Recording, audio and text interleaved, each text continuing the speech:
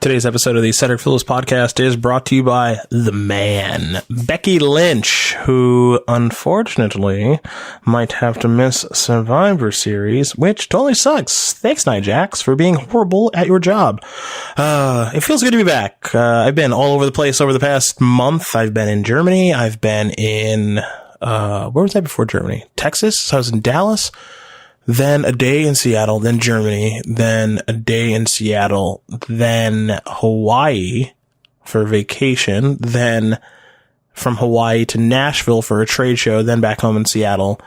It's been a wild ride. My life is complete insanity, and I haven't been able to record for a while, but I'm glad I was able to do this with Joey Bags, talk a little WWE. So this is just a recap episode for you lovely people out there. We've missed a handful of weeks. We missed Crown Jewel. We missed Evolution. We missed Roman Reigns' leukemia. We've missed some aspects of Becky Lynch's amazing run to the top of the card and probably the best thing going on the show. And we talked about that and a whole bunch more. So hopefully you guys do enjoy. Thanks for sticking with me as I've been away for a little while, but it feels good to be home for a little bit. Recorded this on Tuesday, and naturally on Friday I fly to Las Vegas for a show, and then from Las Vegas, once that show is over, I stay there until Tuesday, fly to Cleveland for Thanksgiving, and then back home I think Monday morning after Thanksgiving into SCG Baltimore that weekend, into SCG Con, and to 10 days at home. 10 days at home. That sounds fucking fantastic. And while I'm at home, you ready for this segue? I'm going to listen to Jewel Vera. And Nate, my lovely podcast editor, who I spent some time with in Hawaii, is going to play a Jewel Vera song because they are awesome and they let me use their music for the podcast. Thanks, Jewel Vera. Thanks, Nate. Everybody, enjoy the show.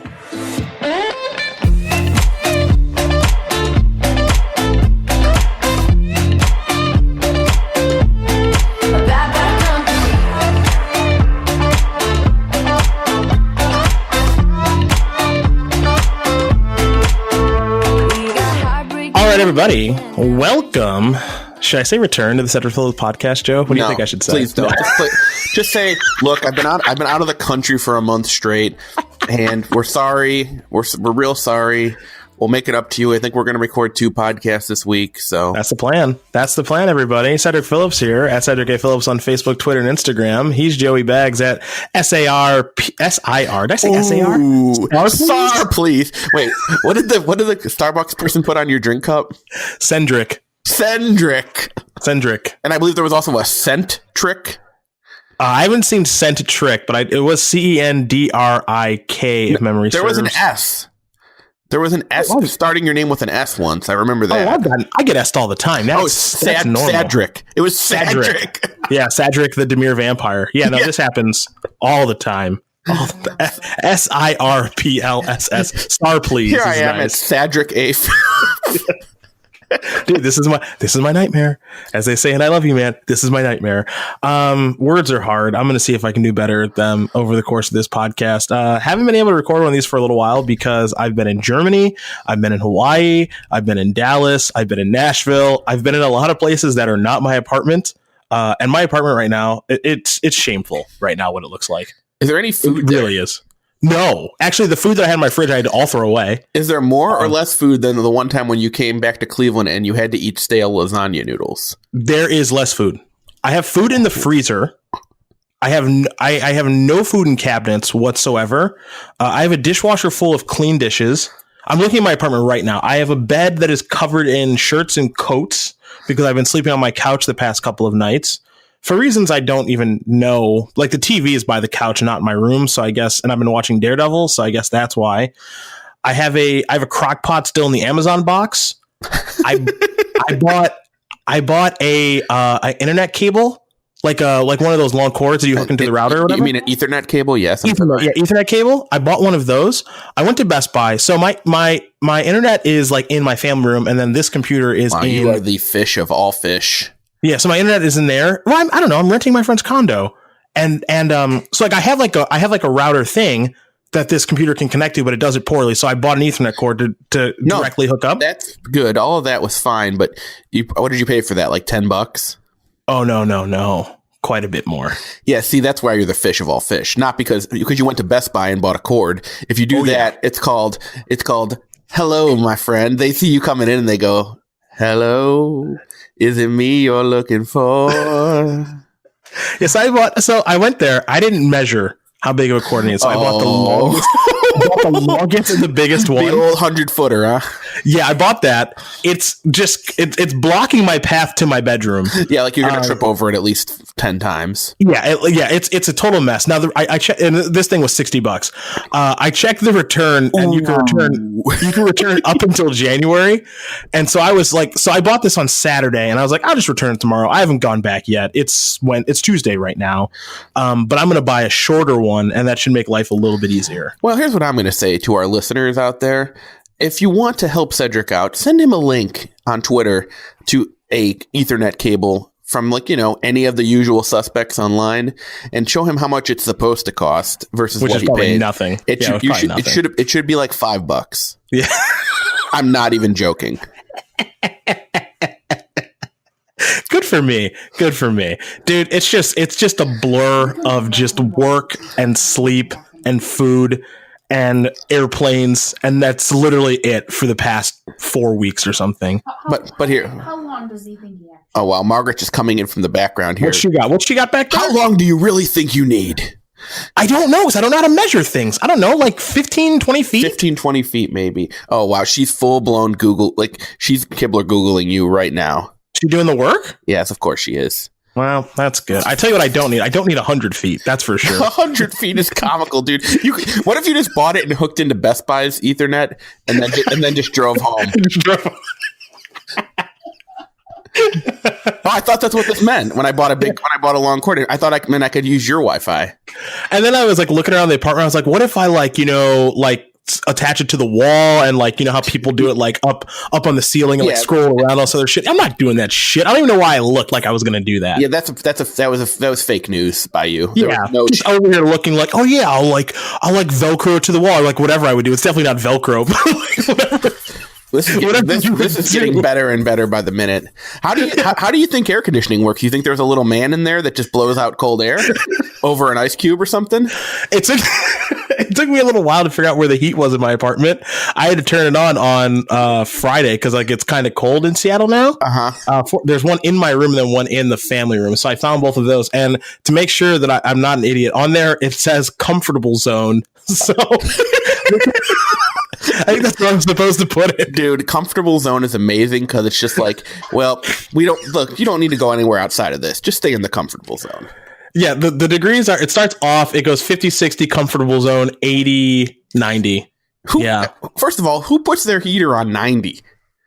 Like, you know what? Let me just jack it up a little bit here. I'd like to cook. Thanks. Well, I will give you some more ammo to make fun of me. So on Friday, I turned both heaters up to 80. Oh my god! I woke up Saturday morning sweating. In a puddle. Yeah, just sweating, not able to figure out why it was so hot for like 5 minutes. God, why is it so hot in here? Why?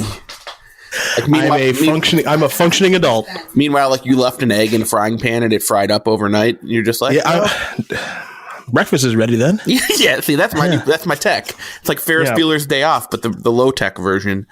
Yeah, I mean, the over under on me ever opening this box for this crock pot is at least 2 weeks because I'm gone. I fly to Vegas on Friday and then Cleveland for Thanksgiving, so I'm not gonna be home for 2 weeks. So this might not ever get open. We have breaking news. Talk to me. Ethernet cables on Amazon for that length, $3. And had you just gone to Walmart, if you didn't want to wait to go to Amazon, at Walmart, a mere $5. Well, more like worst buy. 400-foot Ethernet cable at Best Buy. 60 he paid. He paid $60. Oh, she couldn't believe it. She's like, it's supposed to be 40 at Best Buy. They marked it up when they saw you. They're like, dude, they got me. I have the receipt still. They're like 150% for Seattle tax. Yep. We call that's a Seattle special, Christmas special. Mm-hmm. That's what that is. For people who actually want to hear us talk about wrestling, which we could, don't have to, because my life is in such shambles. As it's of more right entertainment. Now, this podcast is the greatest tag team since Nia Jax and Tamina. Oh boy! Good God. Talking about two people who, what was it, meritocracy? Is that the word I'm looking for? Yeah. Is that why they're in the business? Nepotism is the word you're looking for. Nepotism. Meritocracy is the opposite of that. It's when the best people rise to the top. Okay, yep. I'm on fire today so far. 8 minutes in, but so that's good. But what you're thinking of is like, because it's not a meritocracy, Sasha Banks isn't going to be on Survivor Series, and Nia Jax's nose breaking ass is going to be, featured. And Tamina still doing her Superfly Splash, where I don't think she's capable of jumping. No, she's not. She's not. It's basically the equivalent of like Chris Benoit's diving headbutt without any jump. That's her Superfly Splash. Bringing Benoit onto the podcast. Well, look at you. Nia Jax is basically Chris Benoit to me now. Blacklisted. Well, today's episode, here's the plan, everybody. And we're going to start with Nia Jax very clearly. Man. I just thought of something. Let me do this real quick. Then you can fire away. Fine. I'm gonna set Joe up. I'm gonna be throwing fucking softballs out here. He's gonna knock him out of the park for the last 4 weeks of shit that we've missed. So crown jewel and God knows what else. First softball is Nia Jax. After you tell me what you thought of. So what I thought of is that I just said the word blacklisted, which means bad, of course. Like yes, you're not allowed to be here, and whitelisted means that you're allowed in. That's correct. That is super racist. Yeah, just like everything else in the world. Like I have a thing at work, like where if we want to allow a website to be like accessed, we put it on the white list. You put it on the white list, yeah. And but if it's blacklisted, that means absolutely not. Under no circumstances. No. The only thing we're being like black is it's positive is in finance. If you're in the black, that means you're making money. But that could change at any second. We'll probably change that to in the white soon. They could change that. That's actually a really good point. Whitelisted versus blacklisted. That's good. That one's rough. I didn't even realize. That's more talking black. Yeah, that's talking black if I've ever seen it. And speaking of talking minorities, here comes Nia Jax and Tamina. That's the first softball. Go ahead and get your thoughts out. Also, tell people the news who might not have seen it yet. Yeah, so Becky Lynch, who is legitimately Stone Cold Steve Austin right now. She's the only person on either show getting like a true superstar reaction. She's on the run of her life. There's a definite argument made that she should either have gone over Ronda Rousey at Survivor Series or at least like schmaz finish, like nobody loses because both people are too important right now. I thought she was going to cheat to win. I actually thought maybe Charlotte was going to help her, but that'd be awesome. Instead, of course, looks like Becky Lynch is probably going to miss Survivor Series unless she gets miraculously cleared because she got concussed and her nose broken, which admittedly looked super badass. It was awesome by Nia Jax during the brawl on Monday Night Raw at the end, which you have to be real dumb to break the main star of the other show's nose during like a schmaz. Like people were making fun of Lana and Dana Brooke for like throwing like the world's worst strikes. No one's paying attention to that. Throw the world's worst strikes. Who cares? You're brawling outside the ring. Very few people in the arena are watching you. And you don't have to do anything don't do anything to endanger anyone. Are you fucking crazy? It's the same thing as like in a Royal Rumble. You know why no one ever gets hurt in Royal Rumbles? Because they don't do anything. Yeah, they're just wasting time until the next person comes out. It's a bunch of like laying on the ropes and punching and kicking each other. Nia Jax. I also like the Rumble. No one has any problem with that. Everyone's just like, look at that guy just laying down over there. Yeah, having a nap. Yeah, it's totally and then fine. people had the nerve to get mad when Roman like got carted to the back in the one Royal Rumble and sit there for like an hour and a half. It's like, well, how is that any different than like when the Road Dogg just hugged the bottom rope for an entire like 40 minutes the one year? And then occasionally they try to throw him over, and then like they don't get him over, and they're just like, all right, I'm off this guy. Yeah, I'm not bothering with this guy. He's too much of a sloth. I can't. Sloth tactics. I can't beat those. Yeah. Please continue. But Nia Jax, like we've given Nia Jax a lot of beats for being sloppy in the past because she is extremely sloppy and she's injured and or kind of injured or definitely put people in danger many, many times. But this one was inexcusable because she just reared back and punched Becky in the face. Like if you've seen the fan cam footage of it, it wasn't an accident. It was just her being a big dumb animal that doesn't know her own strength and or doesn't know how to do her job. People's Choice Award. Thanks. Yeah, trailblazer. Yeah. Thanks. So, I mean, if Nia Jax wasn't The Rock's cousin, she'd be fired. I don't think there's any question about it. She definitely wouldn't be on the main roster. So I actually do think that that's true. As painful as that is to believe, I do think that, yeah, if she wasn't the Rex husband, she would probably be iced by now because, like, this. So I can't say this with absolute certainty, but a person just came to mind right now, which was Mr. Kennedy. Yep. And it's just like, sir, you keep injuring people. Leave. Yeah, we're done here. We are done. You need to go. He has injured all 4 of the 4 horsewomen. Is that actually true? Yes, it is. She injured Charlotte's neck. She injured Sasha's knee. She injured Bayley's shoulder. Pride. Bayley's pride, mostly. And also Bayley's. But no, Bayley injured her pride because she tapped her out like 3 times or whatever. Yeah, that's true. Yeah, she injured Bayley's shoulder. They've all had to miss time because of these injuries. That's not good. She also injured Asuka, and she injured Zelina Vega pretty bad, actually, at Evolution when she threw her out. That was also partially here the tag team wizard Tamina's fault as well for not catching her properly. But, between the two of them, they couldn't catch the 90-pound Zelina Vega, who I'm pretty sure I could easily catch a flying Zelina Vega with no problem. And I'm not exactly like, Mr. America over here. Yeah, I mean, my favorite thing is every time Tamina comes back, it's like time to push her to the moon. Why? Like, we must use Tamina while she's available. I don't know. Does it even look like she wants to be there? Honest question. I mean, sort of, but not really. I don't get it. Like, why every time she's available, it's just like, it's time. You are back, and it is time to use you. I mean, I guess the thought process is, we have her on a contract, so we might as well use her. But, I mean, it's never been good. It's never been so close. Why do we feel the need? I mean, it's never.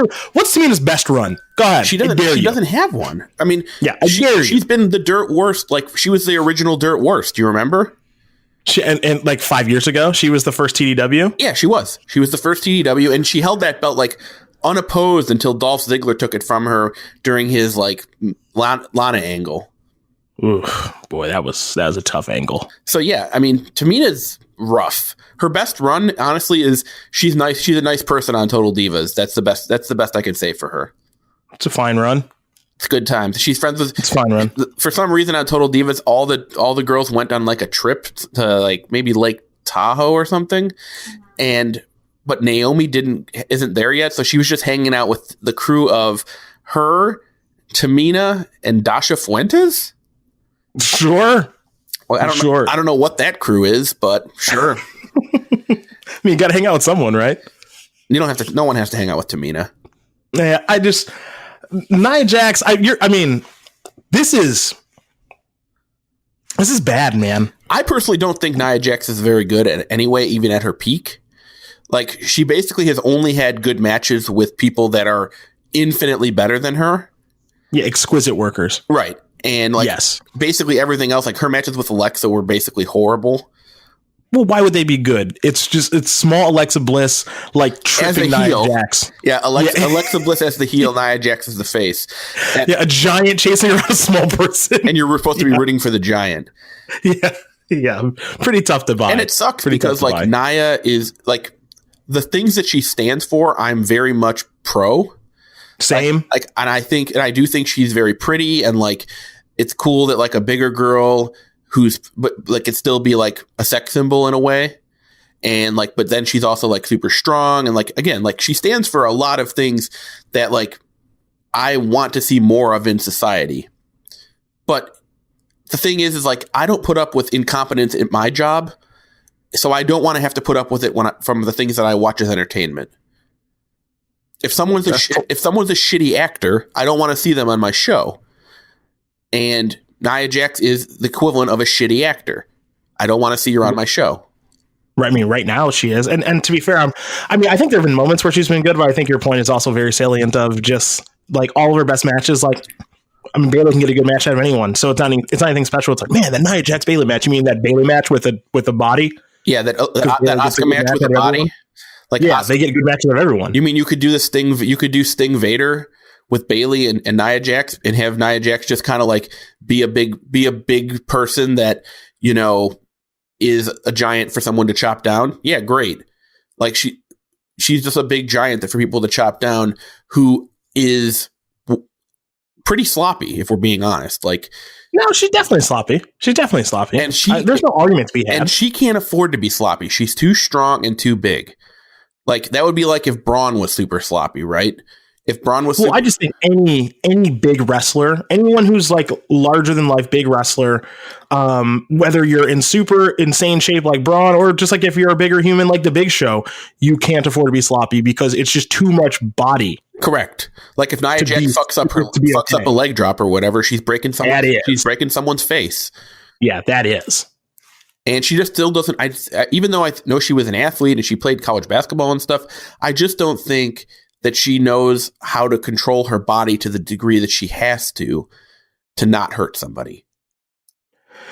Yeah, I mean, this is just the worst possible time to injure somebody, and the worst possible person to injure, who I think is the most over person in all of the company. I do too. I don't think it's particularly close either. I don't think it's close either. I honestly think that Becky Lynch was going to beat Ronda Rousey, which is crazy to think about because it's Ronda Rousey and she's basically bulletproof. But I think Becky is so over right now with everything that she's doing. Like, if she beat Rousey, that automatically is just like, yo, let's get this chick on ESPN real quick. Like, what the fuck's going on with this angle? And this would have been the perfect time for Ronda to take. Ronda's going to have to lose eventually. Of course. So why would you not have her lose here, where you can have a little shenanigans mixed in and Becky's red hot anyway?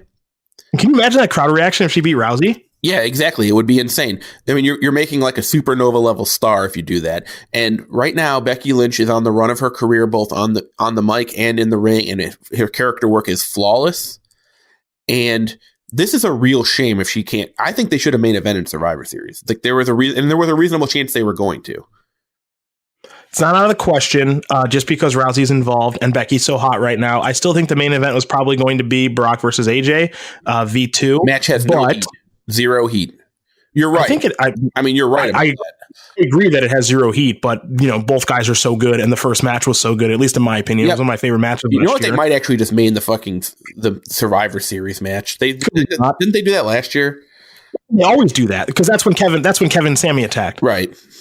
That Survivor Series match where it was just Braun like attacking Triple H, and then Triple H is like, wait, now we're back to friends again. Yeah, it was like, hey, we're gonna get Braun super over in this match. That's literally all the match was. Like, he eliminated everybody, and then Triple H like turned on him. So then he's like, fine, I'm out of here, or whatever. And then didn't Triple H survive? No, like the entire Raw team survived. No, that's not true. I don't think. Like, I think it was just Triple H and one other person, Triple H and Braun, because Shane McMahon was the last person left for SmackDown. I remember that. All right, what year? This was last year? 2017. Let's get the results. I remember pretty vividly that a lot of Raw survived this match, and it was stupid. Because I know Shane eliminated some people, which of course he did. All right, so Team Raw, Kurt Angle, Strowman, Finn Balor, Samoa Joe, and Triple H beat Team SmackDown of McMahon, Orton, Rude, Nakamura, and Cena. Let's see. Scrolling up. Can I get a breakdown here for fuck's sake? All right, here we go. A confused Strowman. No. Okay, Triple H then hit Shane McMahon with a pedigree and pinned him to win the match for Team Raw. Confused Strowman grabbed Triple H by the throat and warned would never try something like that again. As Triple H attempted to attack Strowman from behind, Strowman mushed him with a running power slam. Angle got to stay GM.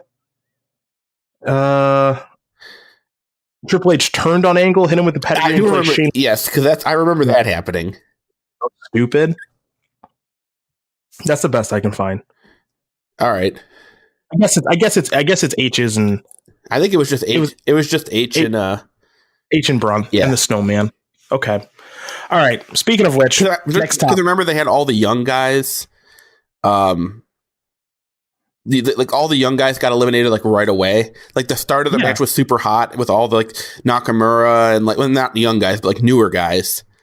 People, you mean all the people that people want to see? Correct. And then they're just like, well, now we're down to like Angle versus etc. So, all right. So, are you ready for the next topic? Yeah. Braun Strowman. Oh boy. So Braun Strowman, my all-time number one client, has had a very weird 2 months. So they they turned him heel, which I thought was real stupid and I hated, because then he started acting like a WWE heel where he's like kind of cowardly when it's Braun Strowman, and all of a sudden he's stupid and he needs backup for everything. That's right. That's right. So then like Roman's leukemia thing happens, and like Strowman, like everybody knows that Strowman's like a really nice guy off screen, and he like tweeted out some stuff basically in support of Roman and like said like Roman will get the first title shot if he wins as soon as he comes back or whatever. And also it was pretty clear that like they needed another big face because Roman's not going to be there. So they turned him right back. And in the process, of course, like he lost a bunch of momentum and a bunch of heat, but it's Braun Strowman. So like he knows he's pretty over. So he goes into his match with Brock at Saudi Arabia land, and, it feels like, you know, this is the time when you have to put the belt on Braun or whatever, but not if you're Vince McMahon, you don't. So he loses in basically a squash again, the second time he's been squashed by Lesnar, who I'm starting to think maybe just won't put over Strowman. I was hoping you'd say that because I'm pretty sure that's 100% true. So like he just isn't ever going to put him over because he hates him or whatever. And so, you know, Brock becomes the champion again. Strowman looks real dumb again. So now he's like half feuding with, like half trying to get another title shot and also half feuding with, you know, the heat magnet himself, Baron Corbin. Baron Corbin, not kidding. I don't think that I've ever seen anyone less over or less relevant than Baron Corbin is right now for a guy who gets as much screen time as he does.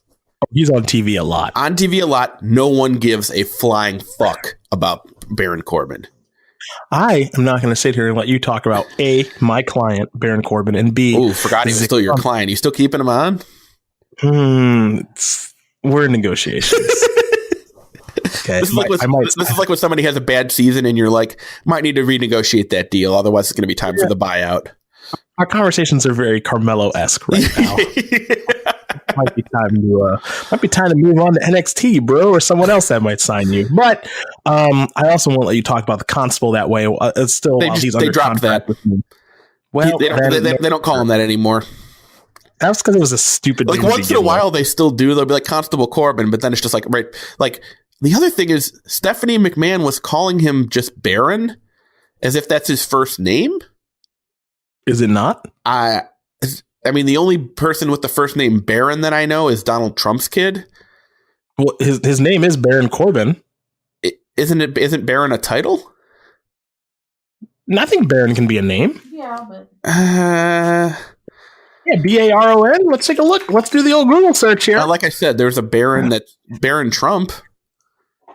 A Baron is a member of the lowest order of the British nobility. Yeah, see, okay. That's what I was thinking. Like he's like a Baron. And his name is Corbin. Oh, see, I never thought that. I always just thought his name was Baron Corbin. I mean, could be that, I guess. But either way, like just hearing somebody just call him Baron is weird. And oh man, that segment on Monday after the brawl at the end with Stephanie yelling at him was so bad. And all right, so I'm supposed to be talking about what right now? You're supposed to be talking about our good friend. Your client. Oh, Braun Strowman. Yeah. Well, look, eventually it's going to be shit or get off the pod time, and he just becomes the Big Show. And if that's what you want, fine. But like, they should have put the belt on him already. If they don't put the belt on him at like WrestleMania next year, now it's done. We're done here. If he doesn't have the belt before WrestleMania of next year, he's the Big Show, and that's long and short of it. End of story. Will he probably have some title runs down the line? Sure. Will anybody really care like they would have a year ago? No. I got some news for you, bro. I got some news for you. He's already the Big Show. Yeah. Did you see how fast they turned him back face? Speaking of the Big Show, by the way, how good is how good is him just being off TV forever, showing up, immediate turn? Is that the most Big Show thing of all time? I say yes. Yes, of course. Of course. I mean, this guy's he's already the Big Show, man. Like, they flipped him. It's just like, wait a minute. He mega hated the Shield. They fought every week for like 2 months.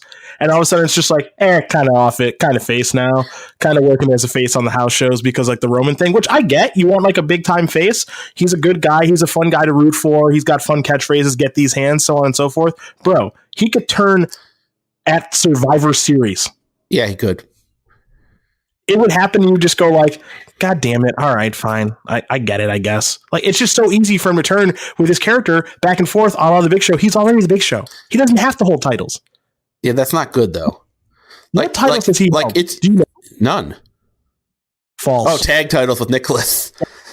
Thank you. You're expecting more. I don't think you're going to get more, especially because of the next person I'm going to bring up here in just a moment. By the way, he will hold that title at some point, even if he is the Big Show, just because like Big Show has held the belt a bunch of times too, you know? No, of course, it's a safe person to put things on. Right. A big character, that's always safe to put things on. But they've got bigger plans for my client and the next person we're going to talk about in this podcast. And Nate, I said no drops in the preview, but I'm actually going to send you a lovely little musical drop here done by someone on Instagram who does rapping to wrestling music. All right. I can't think of his name right now, but now I want Drew McIntyre? You're goddamn right, it's Drew McIntyre, baby. Nate, hit it.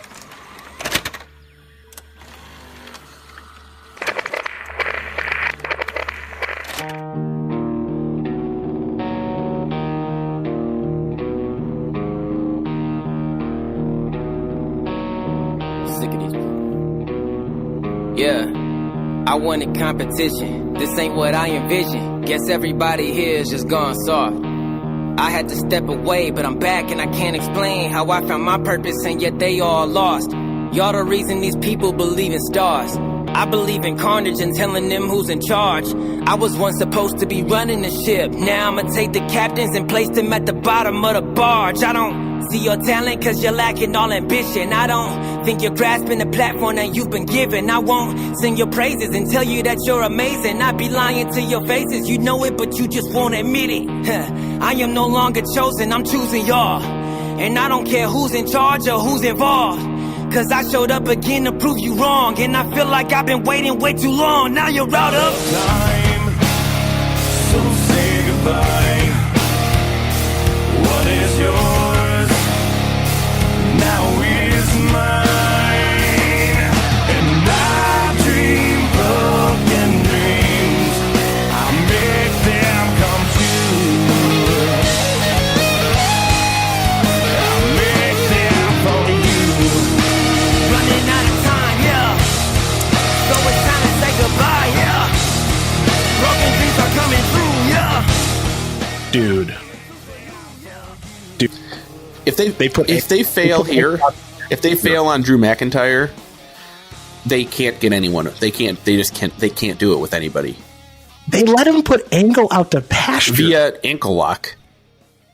and Angle slam into he beat him lock. with his moves, and then that was it. And like Angle cried afterwards. Yeah, it made him look like, frankly, it made him look like a bitch. Yeah, he did, which was fine because I'm sure Angle was cool with it because that's a great person to put over. Of course. But yet, I still don't have a whole lot of faith in them here. You don't have faith in them, but you have faith in him. Oh, very much so. Very, very much so. And I also think that like if him beating Brock is totally within the realm of possibility, but like, I don't know. But them putting the belt on Brock is so aggravating to me. Oh, don't worry. We'll get to Brock. Save it. And I will. And the reason why is because of people like Drew McIntyre. Because Drew McIntyre deserves to be fighting for the richest prize in the game or whatever. And I guess maybe I would just rather him be on SmackDown because I would love to see what he would be doing with AJ, and that would be a sweet rivalry to like take us all the way to WrestleMania. That'd be a lot of fun. But like, I don't really know like what the plan is here because I feel like they're like right on the precipice of a guy being super over as either a heel or a face, but they're not being very strong about what direction they want to go with this guy. I think heel. I can't see him as a face right now. I just can't. I kind of agree, but at the same time, he's not really acting super heelish. And every time he teases like turning on Dolph or, you know, like going his own path, people cheer. Yeah, that's fair. So it's kind of weird because it's just like I want them to do something like shit or get off the pot with Drew, because I feel like this is a guy who, like, he has everything you could want. Because unlike Braun, and this is not a knock on Braun, but Drew can go out and have a 4-star match. He could have a 5-star match with people that, and Braun doesn't really have that in him. He's more of a special attraction type. So you have everything you want. The look, I mean, he's in insane shape. I would say second in the company behind Lashley, probably. And yeah, I think it's like, I mean, Lashley's obviously number one. yeah. To the point where it's like, it's actually just his character now, which we might touch on Lashley in a little bit and knowing Leo Bobby Lashley. Leo Rush is amazing. He's so fucking annoying, and I love it. But then, like, I think it's like then Drew, then like probably like Seth Rollins or something. But continue. And the thing about, like, Drew is, like, not only is he like ridiculously cut, but he's big. He's tall. No, he looks like someone from Braveheart. Yeah, but like even more, he looks like the character that, like, the main hero of a movie like that would have to, like, deal with, at the end or whatever, like in Singleton Combat. Yeah, like they both have a sword or something, and they're just fighting. Yeah, and they're like just having a battle, like with like a bunch of dudes surrounding them. And Drew McIntyre is a pure stud, and the WWE would be ridiculous if they didn't. He's another guy that, like, again though, if he doesn't have the belt by WrestleMania, I think we're talking like this is a troublesome trend if he doesn't.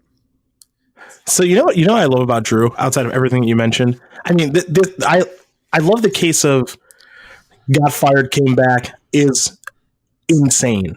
Like, Jinder's case is got fired, got in really good shape, came back, still kind of the same guy. Like, I think that, I think that his run was like kind of fun, maybe lasted like a little bit too long. Yeah. There were some aspects that I didn't like, but there were still some aspects of it I did like. I jumped on the Jinder train mostly in jest, but like mostly because like I was like I wanted to get better, I wanted it to work. But I mean, I think at this point we all know dude just can't work in the ring. And like we wanted it to work because it was somebody new and they seemed like they were actually behind him. And I was cool with that too, to be honest with you. Like I agree with you that it went too long because once it was clear that it wasn't getting better, they should have pulled the plug on it. Yeah, they let it go for like 7 or 8 months. I mean, they sacrificed Shinsuke to him 3 times, which is in essence they sacrificed Shinsuke to him. Period. Full stop. Like, after that, you're just never going to believe Shinsuke's a real contender, right? Yeah, it's really tough to do so. Yeah, I mean, at least face Shinsuke. Like cheating Shinsuke, I can buy because it's just nut punch win. Yeah, balls. Yeah, yeah, which is still very funny. But I mean, the thing I just love about Drew is like he left, he came back, and he didn't just come back like I'm a little bit better. Like remember when Christian came back and it's like okay, like you're better now. You weren't bad to begin with, but like you're better now. And I can buy you with a single star now. That's what that was like when Christian came back. It was like all right, you know what? I can buy Christian as like a threat. That's fine. Yeah, but not like I'm going to lead the company type threat, but just like, okay, like if you win in like the down months of holding the title, sure, on like SmackDown, definitely not Raw. Right. Drew McIntyre is the suit, like literally, like if the authority were to come back and be like, hey, we want a guy to be like our barn or whatever to cheat to win for, like this is the perfect guy to have like in the suit with the title and this is your champion, like everything you want to do with Magnus, but like Drew is just better at everything than Magnus. Like he has all of it. I actually just don't like the idea of him as a face, mainly because it's hard for me to be like, oh man, Drew, come back. Yeah. Like you're getting beaten down by someone. It's like, oh, like, can you imagine Drew getting beaten down by Dolph Ziggler? It's the like, same thing as Lashley, right? Yes, it's the exact same thing. Like these guys got to be heels, right? Like, they have to. They're too badass. They're too much.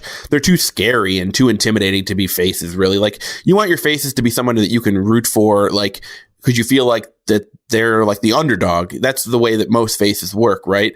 And it's pretty hard to put Drew McIntyre in a situation that, without being ridiculously unfair, that he shouldn't be favored in. Yeah, it's like when Batista was a face, and like I never really liked Batista's face runs of like pandering to the crowd and everything because for the most part, like who's beating Batista? This dude's some ripped, gigantic psychopath. But like when he's a heel and he's being cocky and everything, it's like okay, like you can see him dominating someone and maybe getting a little overconfident and losing. Like that's totally fine. But like his face runs, I don't know. Like some of his face runs were fine because like Edge is crafty and cheats a bunch, and sure, like he could beat him. stuff like that. But I always liked, like, they had a really interesting like triple threat going on with Edge, Batista, and The Undertaker, where basically Batista never could beat Edge. Edge could never beat The Undertaker, and The Undertaker would lose to Batista. And like it was like rock, paper, scissors, but I kind of liked it, because it led to it was interesting that like, okay, well, Edge is crafty enough to beat Batista, even though Batista's way bigger and stronger than him. The Undertaker is also bigger and stronger than Edge, but he doesn't. But he's got enough craft to be like, Edge's shit doesn't work against him. And then when Undertaker fights Batista, Batista's bigger and stronger than The Undertaker, so he just goes at him directly and beats him. Yeah, and I think that was like a pretty good setup for Drew. Like, I'm just trying to think of faces on the roster who would like challenge him. Seth Rollins, right?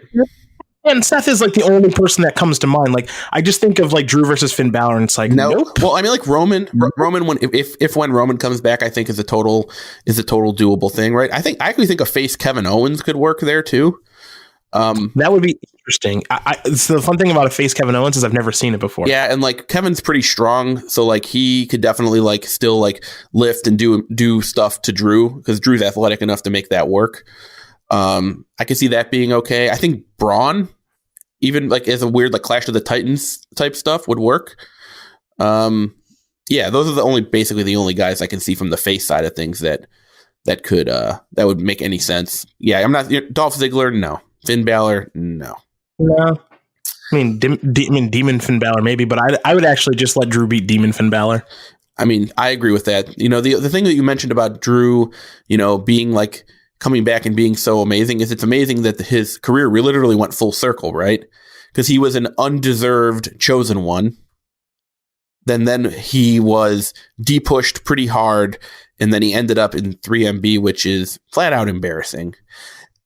It really is, yeah. And then he got fired, left the company, rebuilt himself completely on the indies, from the ground up. Like he was wrestling in like Evolve and like, not even like ROH or whatever.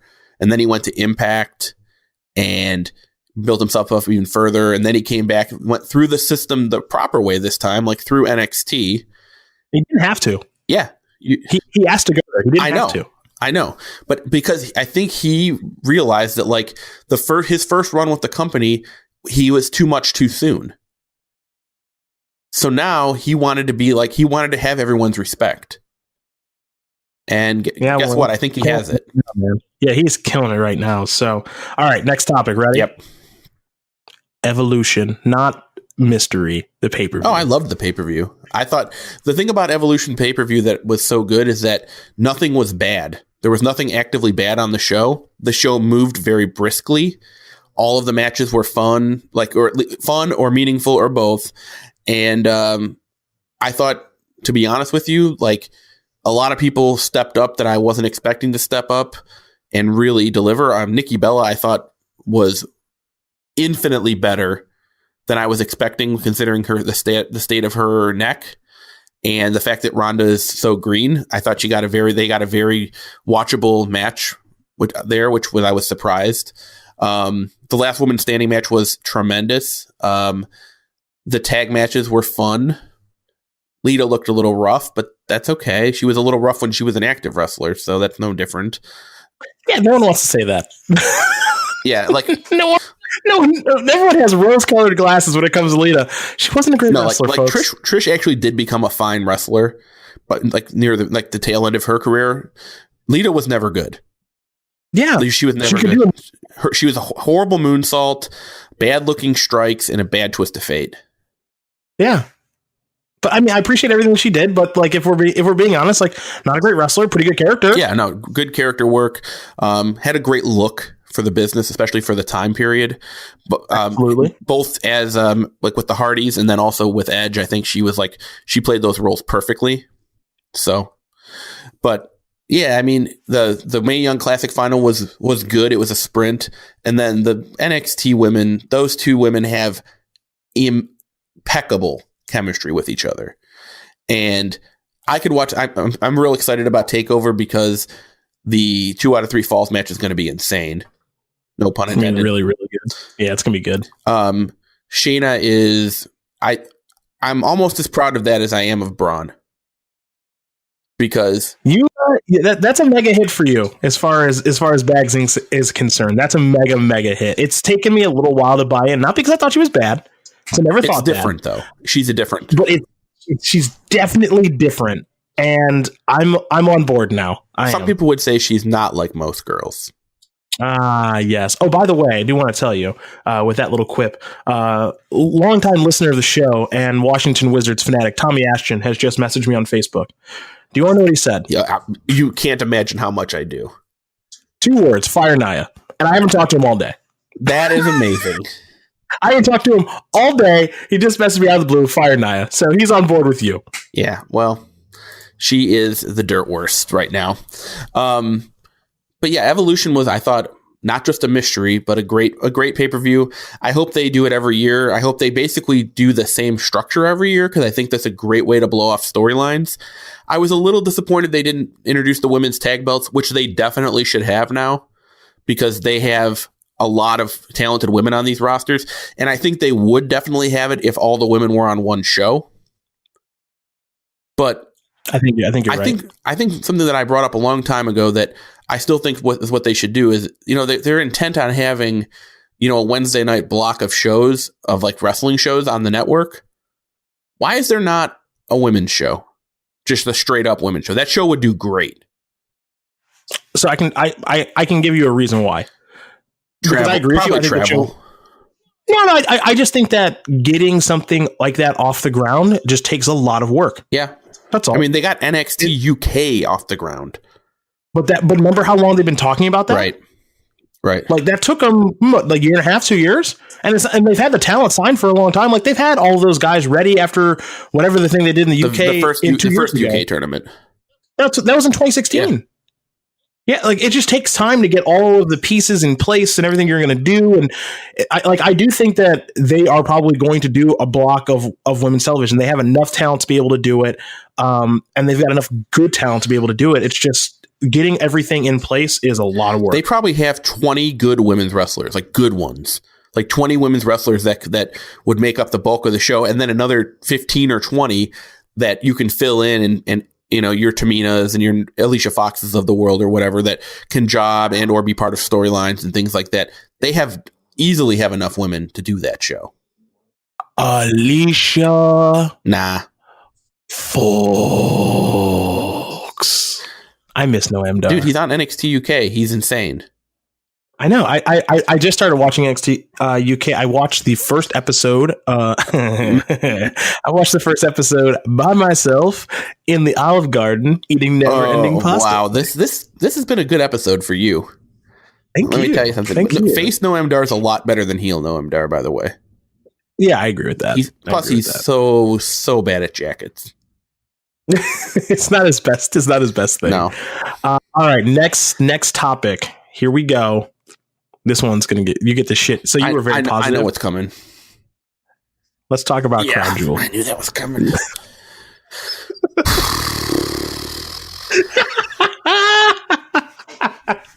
Crown Jewel was a demoralizing and horrible show for many reasons. Not even getting into the politics behind it, and because there was a lot of money involved too. So I don't want to speak to that really, but just from a pure entertainment standpoint, it was horrible. It sucked in every way. There wasn't a single match on the card that I was like, oh, that's cool. So starting with the disappointment of Brock winning the belt, which I'll save for when you want to talk about Brock or whatever.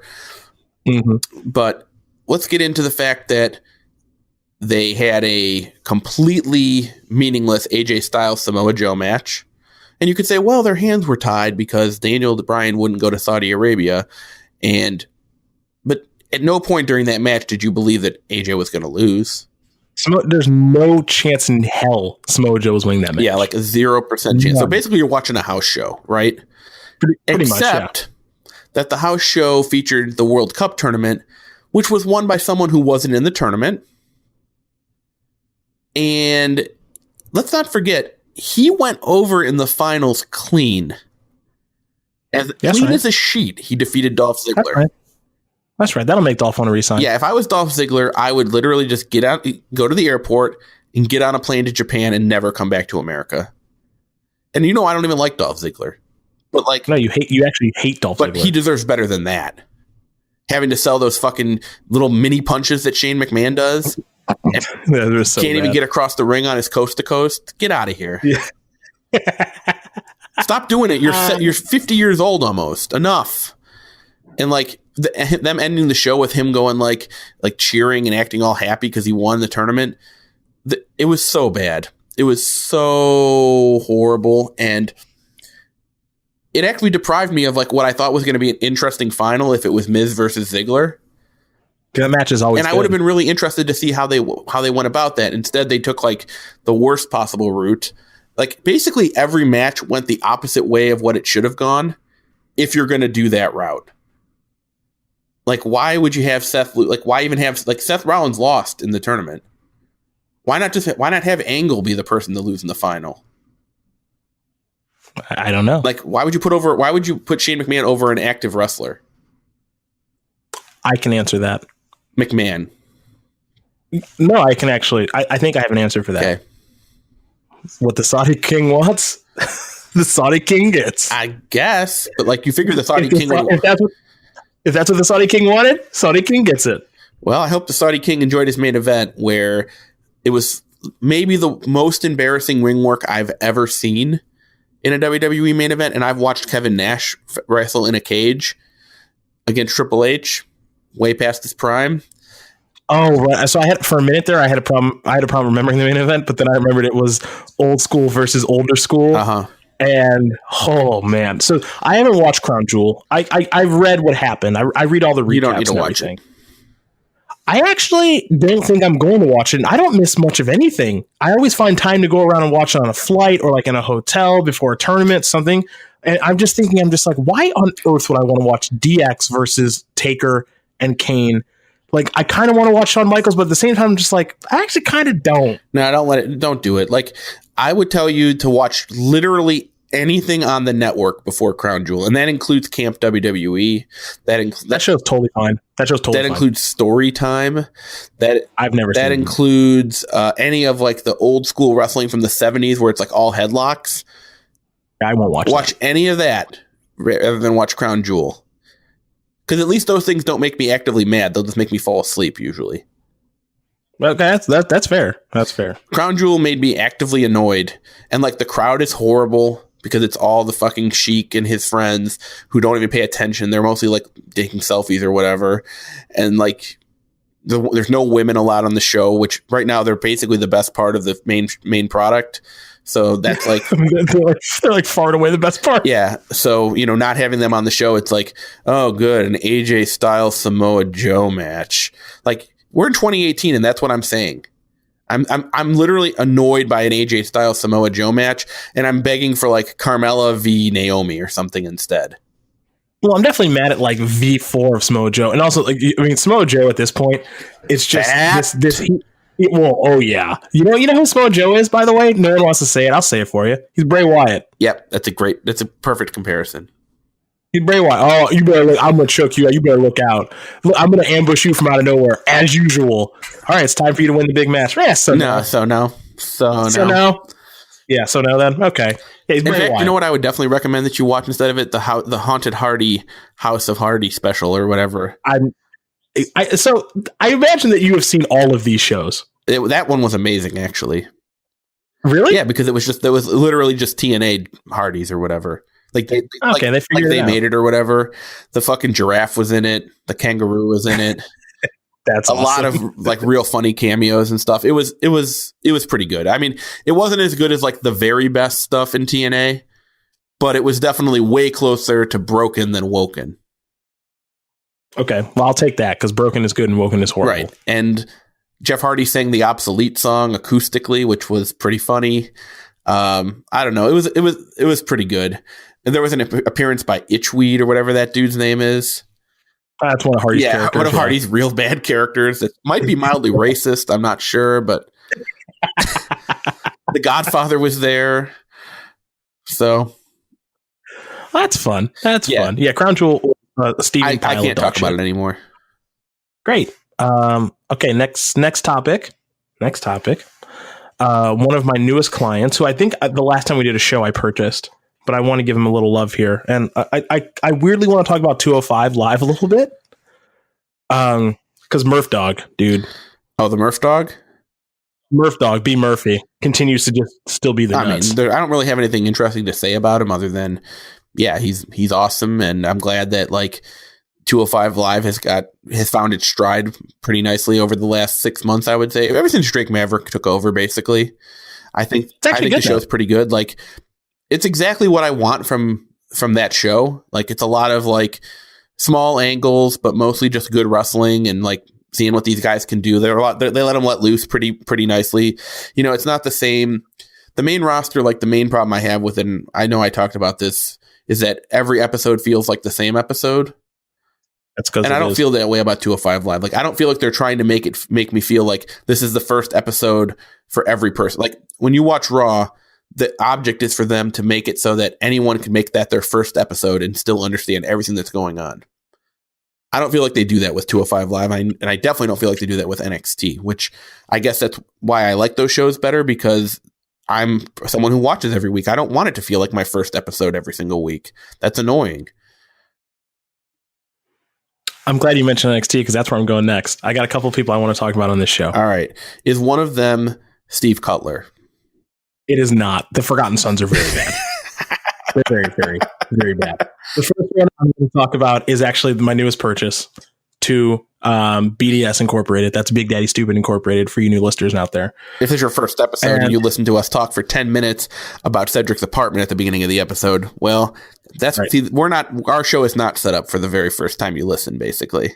There's a lot of continuity here.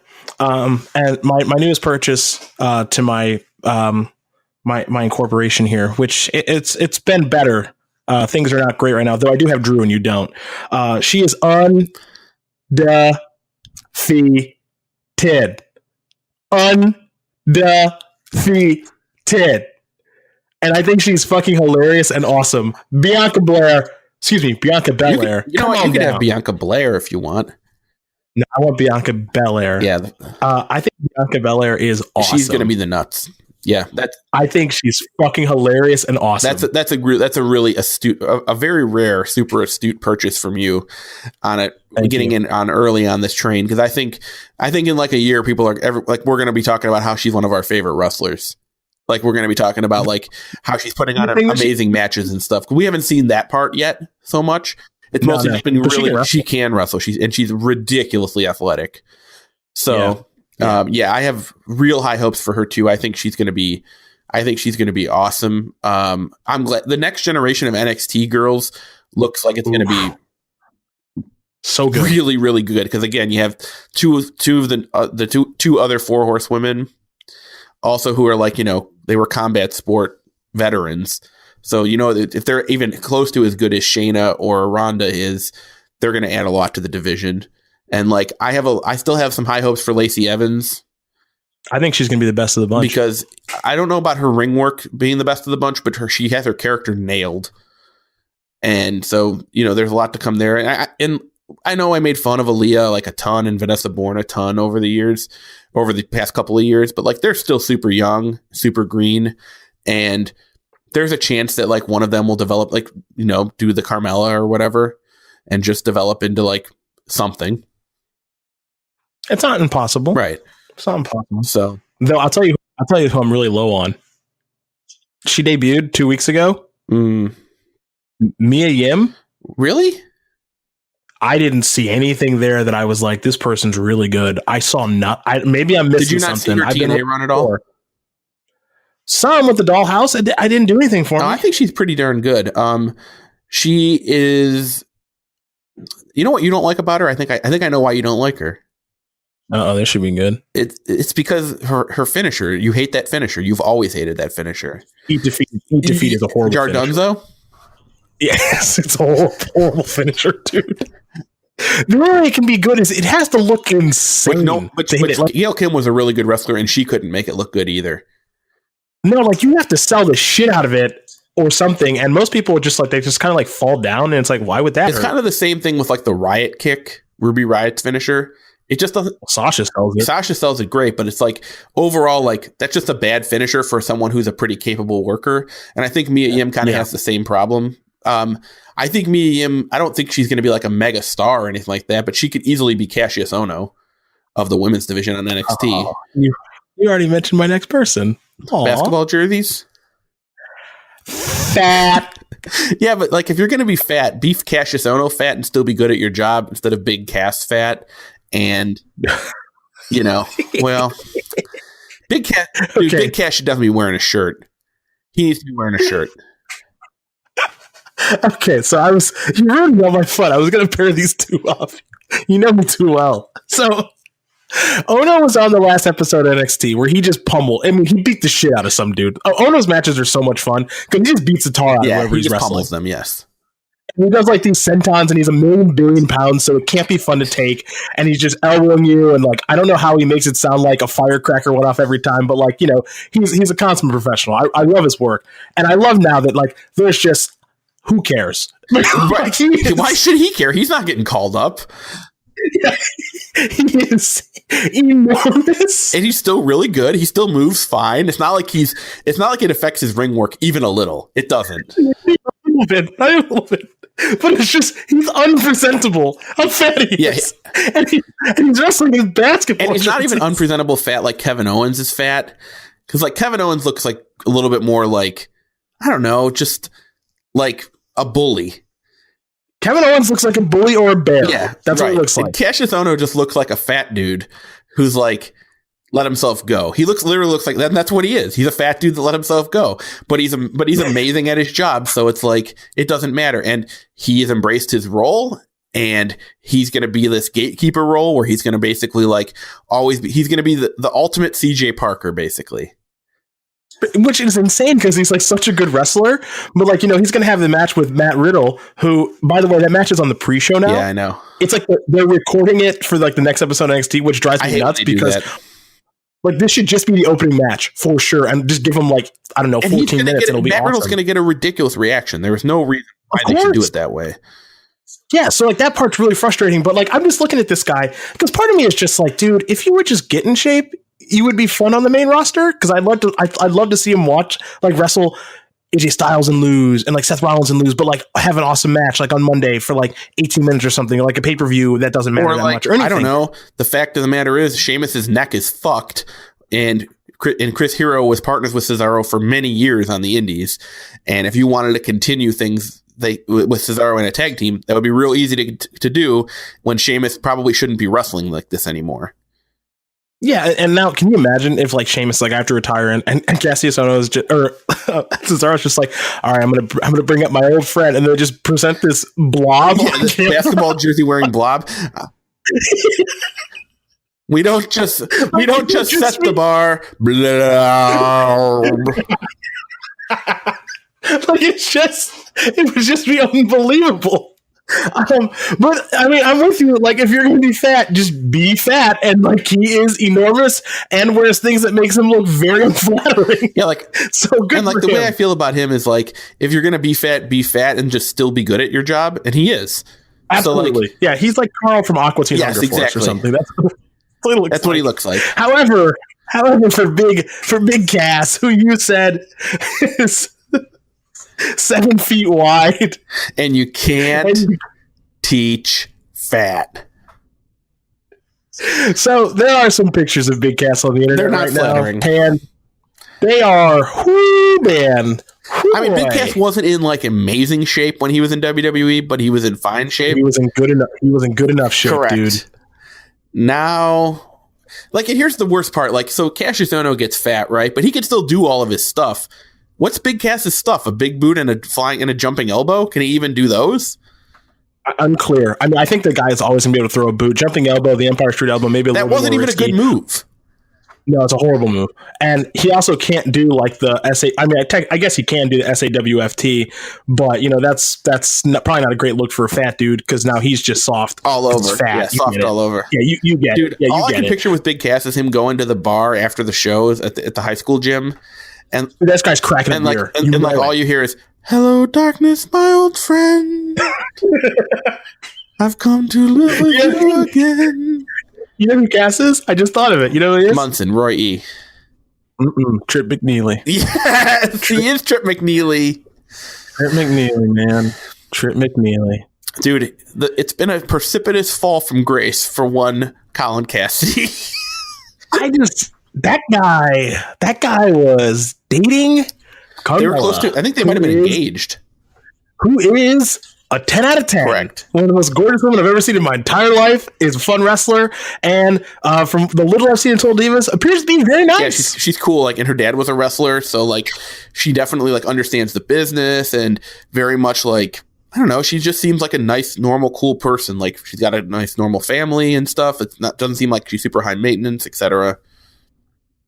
Absolutely astoundingly beautiful. Mm-hmm. And now Big Cass has been thrown out of the WWE, probably never to come back. Because everyone hates him. Because we've seen people like Drew and Jinder and everybody. They got fired. They came back. Whatever. When they got fired. But they were not hated. Big Cass it made management very upset with some of his decisions, and got let go. And now it's to the gym. And I'm not talking about the lift weights. I'm talking about the high school gym to put on matches. It's and brutal. Of course he's being billed as like Big Kaz with 2 Z's. Yes, yeah, brutal. That's not good, dude. First of all, we're not using the Z's anymore. This isn't 1999, so maybe you don't want to listen to metal. No, Limp Bizkit style. Yeah. All right, I'm gonna give you some time to style out here on your boy. Ow, Velveteen. Oh, I thought you were gonna say my boy Bob Lashley, but not quite. Oh, I mean, I'm pretty jazzed about this Velveteen Dream Ciampa match. I don't think Velveteen Dream has a chance in hell of winning this match.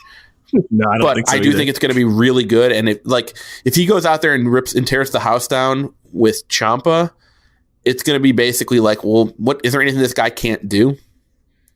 Because he's going to definitely be wrestling as a face in this match, and like we haven't seen him really work as a face at all, and I'm really excited to see it. I would also be not surprised in the least if Johnny Gargano interfered in this match to help Ciampa. So, you think we're there? I do think we're there. And also, like, if you remember, like, one of Gargano's like big losses was to Velveteen Dream, where he was Johnny Failure. So, true. They've kind of been like Ciampa and Gargano have been like kind of talking each other up on social media a little bit lately. Well, Gargano's turning heel. He is heel, and Ciampa's like, he finally saw the light. This is the Johnny Gargano that like, could be the best or whatever type stuff. And so I could definitely see that happening to help retain the belt. And then Velveteen Dream, I mean, I don't really know how long they're going to... He doesn't need the belt, and he doesn't really need to win ever, but he's always just going to be mega over in NXT. So I think what their goal from now on should just be, how do we translate this to a main roster act that's super over? I think that he's so good, there's no way it doesn't get over. Well, maybe, but I don't know if the character is the right one for the main roster. Like, you want to give this guy every chance to be the super mega star that he should be. Yeah, because he's unbelievable. Right, like he could be a level star of like The Rock or whatever. Velveteen Dream, DREAMS. Okay, so I will say very quickly that like on NXT, I caught up on NXT over the weekend. I think I watched like the 3 episodes I'd missed, and the whole like there was a closing of an episode where Ciampa was in the ring, Velveteen Dream came out, and then your boy Lars Sullivan came out. This is Lars Sullivan territory, that's not good. I don't know if it's a Lars Sullivan territory shirt. It's also not good. Well, his tights look like he put masking tape on them and wrote Lars and masking tape on them. Maybe he did, I don't know.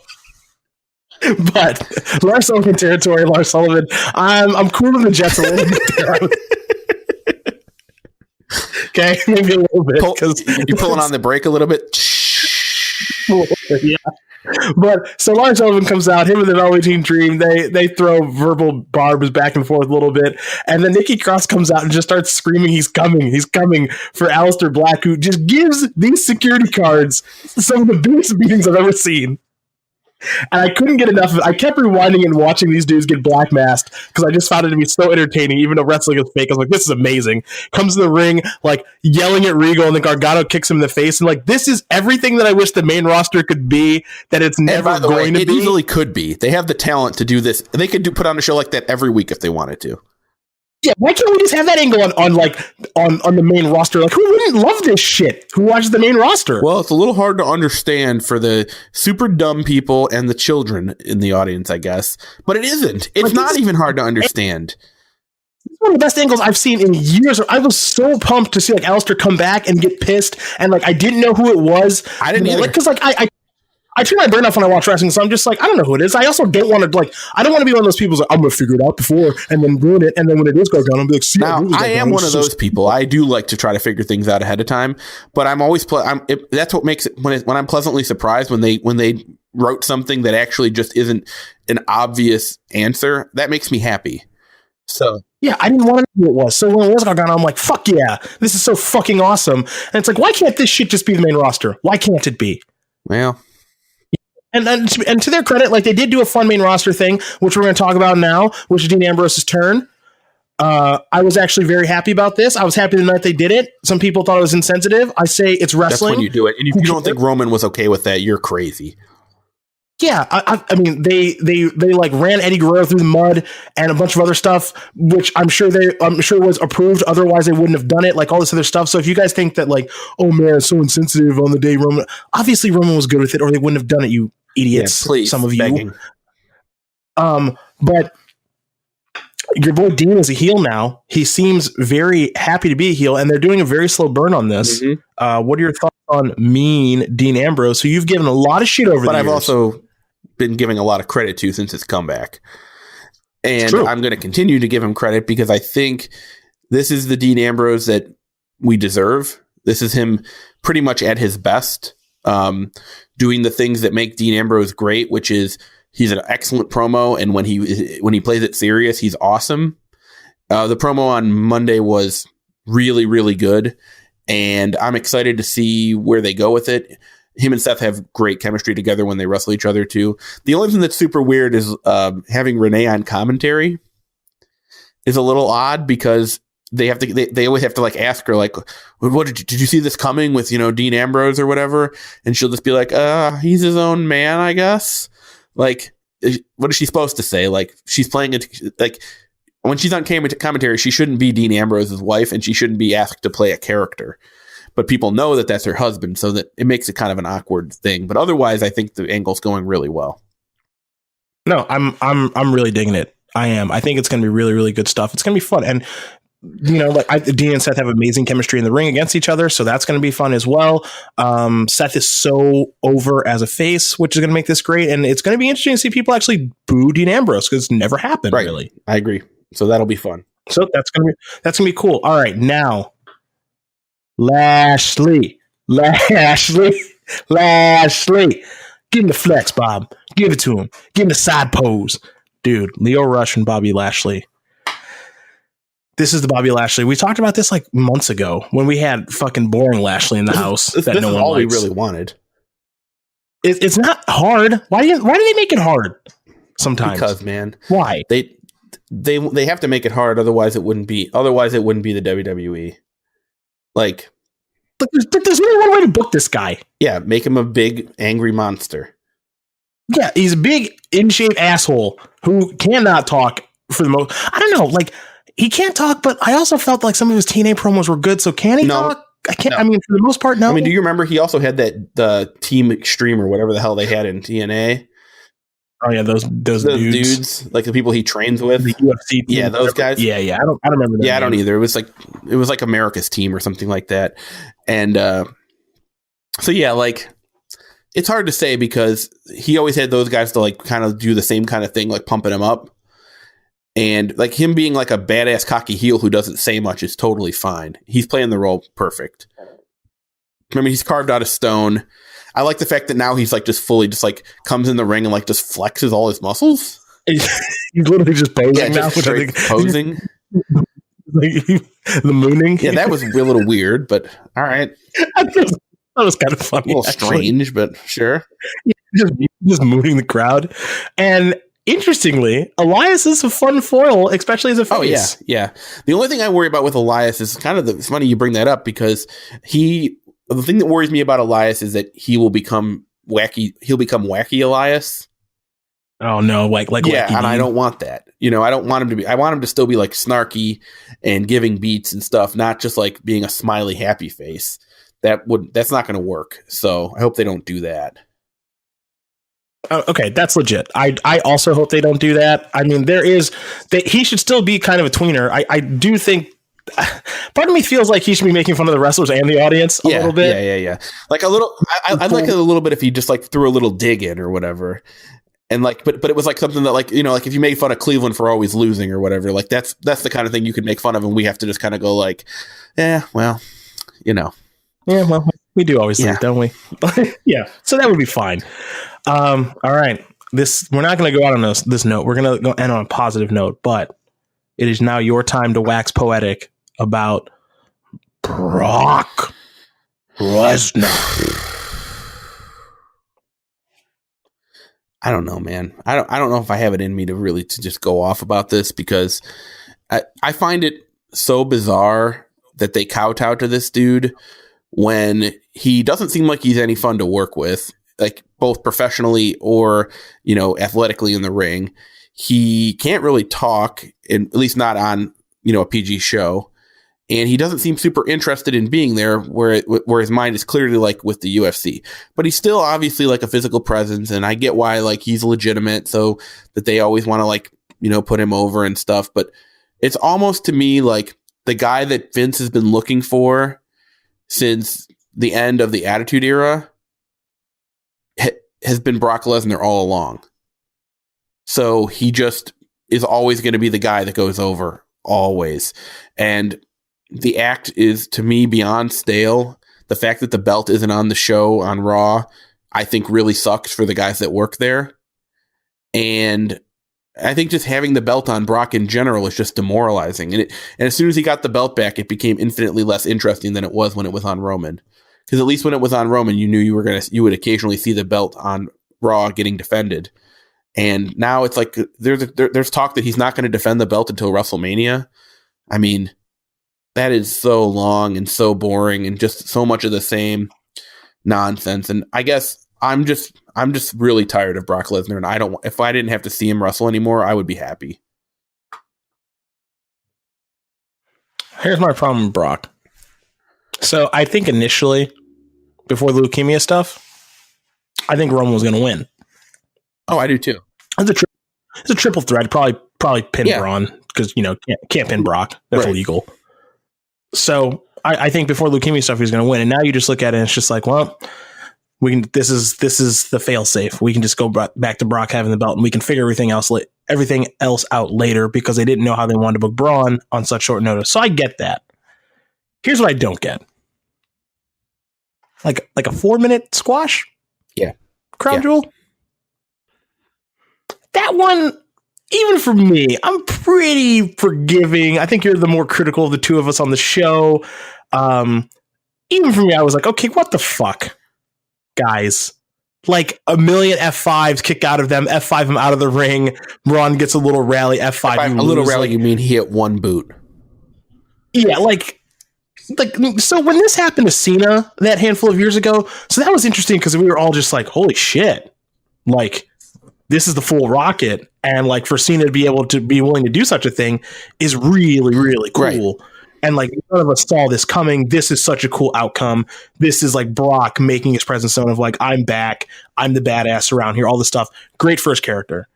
This was not. No, because this was first of all, Braun's going to do whatever the company says. He's not like some established guy who's held the belt a million times who when him losing like that is super shocking. They already did it to him once against Brock. This is the second time he got squashed by Brock pretty handily, and it's just like, all right, I mean, I guess like, but what are you trying to prove? Like, what does that do? Who does that help? Does it help Brock really? No, we already knew he could do that. Does it help Braun? Absolutely not. Does it help the belt to not be on the show? No. I mean, it's just bad. It's bad all around, and I'm still very much anti. And like, there aren't any fresh Brock matchups that anyone really wants to see, right? I mean, I'd like to see him wrestle Seth. He has wrestled Seth. It's not like that's like something that, you know, it would be new and exciting to see them wrestle over the belt. They fought each other. Well, that was the match the Undertaker interfered in. So, like, it was fine. I thought it was, but it was also like heel Seth, who was a coward, running away from Brock in some instances. And now this would be like, all right, hero Seth, I can do this. Like, there's a storyline and an angle there, and I think it would be interesting, like stuff like that. Like, I think there is something there. And then, you know, people would love to see Seth like curb stomp him and then like Brock kick out or something. And like, yeah, I can't figure out the way to beat this guy. Like, there is a story there because Seth's character is so strong. Can we just say this? And I'm sure that next week I'm going to say the opposite, but Brock's matches have all sucked over the last couple of years. They've all been bad. I thought the Goldberg matches were good. They were fine for what they were. I like, they're all obviously story and spectacle, but I thought those matches were legit good. And I think that the Brock Rollins Cena match, that match is obviously good, but that was like 3 years ago now. Yeah, okay, so like if you're talking like the past like calendar year or something, that's what I was thinking. Okay, because that Brock Rollins Cena match was, I don't know, maybe 3 or 4 years ago. I think it was Royal Rumble 2015. Yeah, that was a great match, but yeah, I mean, like the stuff they did with Undertaker was horrible. All the Roman matches were bad. Yeah, other Roman matches were pretty bad. The first WrestleMania one was okay. The one that Seth cashed in during. I think that match is good, but like again, that's still 3 years ago. So, yeah, over the last couple calendar years, he hasn't had a single inspired performance except for last year against AJ. That was it. Yeah, and that match, I mean, like, it's the same story, right? When Brock cares, he's great, right? But he doesn't. Do I think he'll carry a Survivor Series against AJ again? Mm-hmm. I do. Because I think like he respects AJ Styles and knows how good of a worker he is and all this other stuff. And it's very clear to me, at least, that he does not respect Braun Strowman. That just must be the case. How did you, I'll poke a little hole. I can't believe I'm going to say this. I did actually kind of like Brock versus Samoa Joe. Was okay, but did you feel like at any point there was a chance he was going to win Samoa Joe? God, no. No, absolutely not even a little, right? No, definitely not. But yeah, I mean, it's the same old shit. And I will say this, and this takes a lot. Like, even Heyman coming out to like sell the match with all of his talk and hoopla, it's like, dude, shut up. Yeah, we don't care anymore. That's where I'm at with Heyman. It's like, I don't give a fuck what you're saying anymore, right, man. It's because it's the same nonsense that it's been once every quarter, basically, is when he shows up and it's like, all right, I'm Paul Heyman, advocate, bleepity bloppity blue. To be fair to Heyman, what else does he have to say? What else new does he even have to say? Nothing. Right, so, yeah, I mean, if you wanted to end this episode on a downer note, we've succeeded because Brock Lesnar is probably the thing that depresses me the most about wrestling, and that's saying a lot. Well, I'm going to end it on a positive. And a positive that a couple weeks ago probably wouldn't normally be a positive. R-Truth. Roman Reigns. No, please. Dude, R-Truth is fucking gas. He can get anything over. He really can. It's actually very impressive. Roman Reigns. All right, I'm going to say the following couple things about Roman Reigns. I've been really hard on Roman Reigns as a character over the last couple of years. I've been really hard on Roman Reigns as a worker at times because of his lack of endurance in the ring. Well, he had leukemia, so I apologize for the making fun of his endurance, because that was probably affecting him, very, very likely at least. And I have to say I have a tremendous amount of respect for him for, coming out and relinquishing the belt and, explaining the situation to the fans. I think that took a lot of guts. He seems like a pretty private person in general, and I think it was very tough on him, and he is extremely well liked in the locker room across the board. And I think that was with good reason. I thought his promo, I wouldn't even call it a promo, his speech when he talked about his leukemia was legitimately touching. And I wish him nothing but the best, and I hope he makes a full recovery so that I can go back to complaining about him. I think I agree with all of those things. And it's weird because he's one of the people who I always thought, I was just like, you know what, that dude just needs a break from television. Mm-hmm. This isn't what we were hoping But, for. he was, though. yeah, of course. But like, this is we have this with a couple of people where it's like, yeah, if you could just like be off TV for like 6 months, Dolph that'd be Ziggler. awesome. So like so you could just come back like kind of fresh and new. Obviously we don't want to force off of television in this way, but I do think like when he comes back, we're all going to be like, you know what? When he comes back, he's going to be the biggest babyface the company's had in forever. And he should be.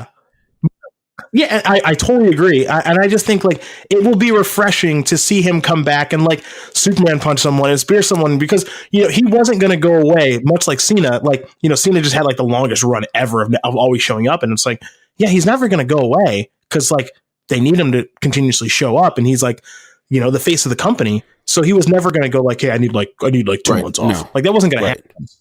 So now that he might be gone for, who knows how long? It might be forever. Yeah, we don't know. But like if he does come back, it's going to be much different than like when Daniel Bryan came back, where Daniel Bryan was still on television. Like Roman Reigns is off TV. And when Roman Reigns comes back, he will have defeated cancer twice, and now people will know it, and he will be a almost unbooable man. Yeah, I mean, like, what's to boo about him? Like, you feel like he's getting an undeserved push. He beat cancer twice. Shut up. What have you done? Took a shower? Congratulations. Boo Dolph Ziggler. All right, well, good. Yeah. Good. You should do that. Go for that. All right, so that's our recap show. That's our recap of everything that we've more or less missed over the past handful of weeks. So that was fun. I enjoyed that. I'm Cedric Phillips, and Cedric A. Phillips. I'm gonna get yours right at Twitter, Instagram, Cedric Facebook. A. Phillips. That's right. He's Joey Bags at Sirplease, SIRPLSS on Twitter. Yes, Cedric Phillips podcast, which you can find in various places that I will talk about on the outro because I saved that for there. We are going to do another podcast this week where we're going to do a Survivor Series preview, in which I was so excited for this, and I still am. I thought about it for a while. I think this is my second favorite pay-per-view I always every loved year. Survivor Series. It was my favorite as a kid. I wish they would do more Survivor Series matches, honestly. But I wish they weren't so dead set on doing Raw versus SmackDown. I would love to see some like old school Survivor Series matches where it's like, and it's time for Team Mella is Money, and it's featuring like Carmella and like 4 of her friends versus somebody else on her show and 4 of their friends, and like just use your big roster to your advantage, right? And just. Yeah, I like the Raw versus SmackDown just because there are some matches that we just like, that we just haven't. I'm okay with them doing it as one of the Survivor Series matches, like the main 5v5 would be fine. And I actually don't even have a problem with some of the like maybe a couple champion versus champion matches, but like I think I would like to see some regular traditional Survivor Series matches like intro roster. Okay, that's fair. I mean, I'm very excited for like Shinsuke versus Seth. I hope they give him a bunch of time, and they're doing something weird with tag teams. I don't know what it is. Tag team Survivor Series match with like 10 teams. Okay, well, that's stupid. I'm not really into that. I am. Are you into the Ascension? Are they in it, dude? They're like the second top team on Raw right now. What? They really are. I'm not joking. So there's Authors of Pain, and then the secondary who? AOP, right?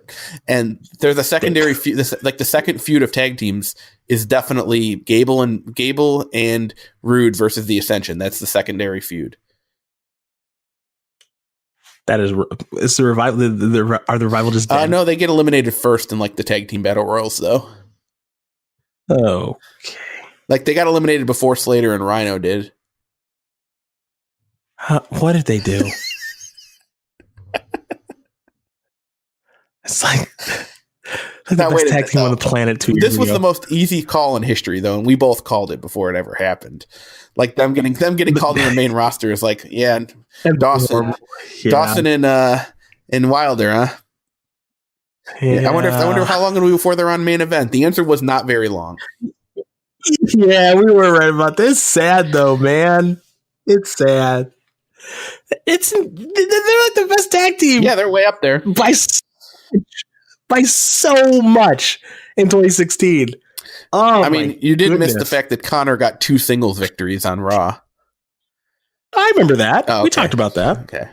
Yeah, that was while we were still recording podcasts with regularity, which that's a lot to take. I don't want to forget about Connor's big wins. Big wins.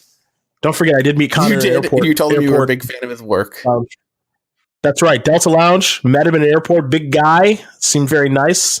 Hard not to be happy with his life. Just jobbing most of the time and having to wear ridiculous looking face paint with regularity.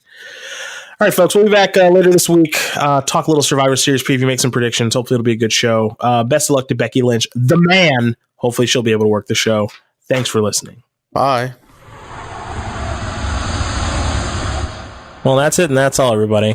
Thanks for listening. Hopefully you enjoyed that little update to my life and my messy as fuck apartment right now. Maybe one day I'll clean it up. I know I'm super clean too, so this is driving me nuts that I just have clothes lying around. I haven't got to do my laundry, all these other things. It's just infuriating. But all I do is I wake up, I go to the gym, and then I go to work, and then I come home from work and I keep working, and then I don't have time to clean my apartment, and I've got just a bunch of shit laying around. It's frustrating. Those 10 days in December can't get here soon enough so I can actually try to get my life in order, at least some semblance of order in this apartment that is not clean. If you listened, well, obviously you listened, but if you enjoyed what you listened to, I'm going to do all of the promotion now.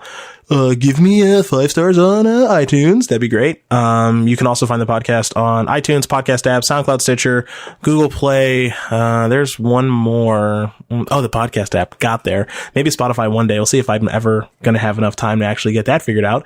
You can also become a patron of the podcast too, if you'd like. That'd be lovely. As I strive to do more of these. We're going to have a second part this week about Survivor Series, which we already talked about. And, what else is there? What other promotion? You guys already know where I'm going to be. Vegas this week for SEG, into Cleveland to see family and Joey Bags and friends from high school, into Baltimore for an SEG in 2 weeks, into SEG Con Roanoke in 3 weeks. I'll be at GB Vancouver too, so that's pretty cool. I can't really think of anything else, I guess. I got some fun stuff coming down the pipeline though, which I'm actually really excited about. We got some awesome releases for Ultimate Guard coming. In Q1 that I've been working super hard on, which is why I've been able to do this stuff as much as I'd like to recently. And we got some awesome stuff for SEG coverage and the website coming soon, which I've also been working really hard on. So stupid phone. Why you gotta be making noise?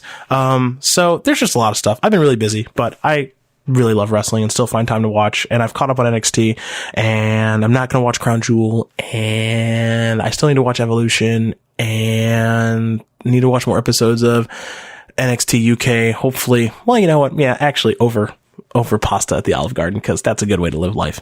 I'm done rambling. Thanks for listening. Be back later this week for Survivor Series preview. Go Becky Lynch. You are the fucking man. Jewel Vera, hit it.